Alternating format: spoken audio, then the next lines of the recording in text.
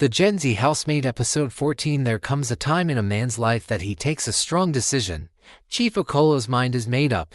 He told himself that he could no longer live in lies and fear. Deborah has become too troublesome. Jane is carrying his child. And he is determined to stand by her. I cannot abandon Jane. I cannot abandon my unborn child, he said to himself. He felt a heavy load lift from his shoulders. For the first time in days, he smiled. He decided he would divorce Deborah and marry Jane. It was the only way forward. I'm ready for the consequences, he said. That evening, he called Jane into his room. She walked in with curiosity written all over her face. Chief, you called me, she said. Yes, Jane. Sit down. I want to tell you something important. Jane sat on the bed with her heart beating fast. Chief cleared his throat. I have made my decision. I will not abandon you. I will not abandon our baby. I will divorce Deborah. I will make you my wife. Chief, are you serious? She asked. Yes, Chief said firmly. Jane clapped her hands in excitement. Later that night, after dinner, Chief picked up his phone and called his lawyer. He explained everything to him. Prepare the papers, he instructed. The lawyer listened quietly and agreed to act immediately. The next morning, Chief's lawyer filed the divorce papers at the court. By afternoon, the papers were served to Deborah in her office. Deborah's hands trembled as she held the documents. Her heart broke into pieces. She felt betrayed and humiliated. She rushed home to confront her husband. Her eyes were filled with fire and tears. Inside the room, Deborah held up the divorce papers. What is the meaning of this nonsense? She shouted. Chief looked at her calmly. Deborah, it is exactly what you see. I want a divorce. I cannot continue like this, Chief said. Deborah threw the papers on the floor. So after everything we have been through together, this is how you want to pay me back? She asked angrily. Chief stood up and looked her straight in the eyes. Jane is pregnant. She is carrying my baby. I have no option. I must stand by her. Deborah staggered backward, almost collapsing. She stormed out of the room without saying another word.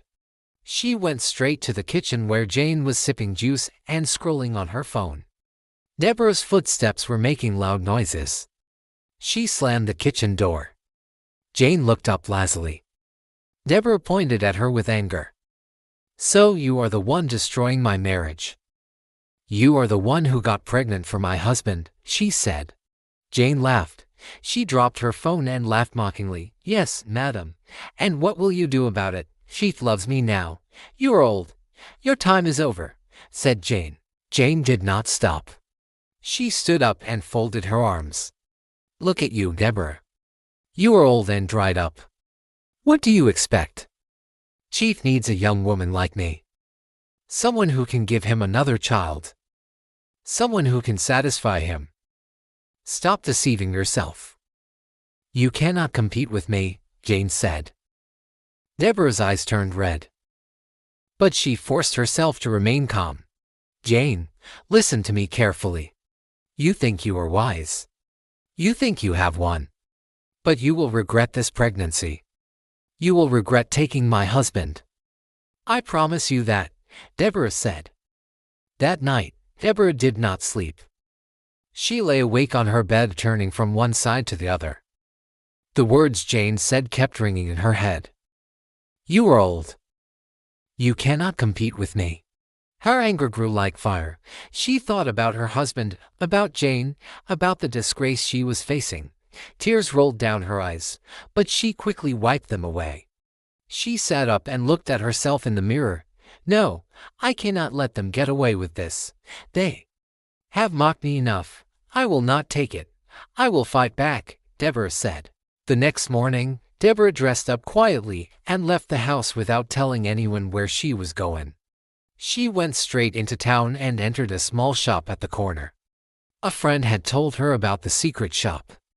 Inside, a man sat behind a wooden counter. Deborah leaned forward and whispered something to him. The man looked at her closely. Are you sure about this, madam? He asked. Yes, I want it. Give it to me." After some minutes, the man brought out a small black bag. Deborah opened it slightly and saw a gun inside. She paid the man and walked out of the shop with the bag pressed tightly under her armpit. She went straight to her car and sat inside for a long time.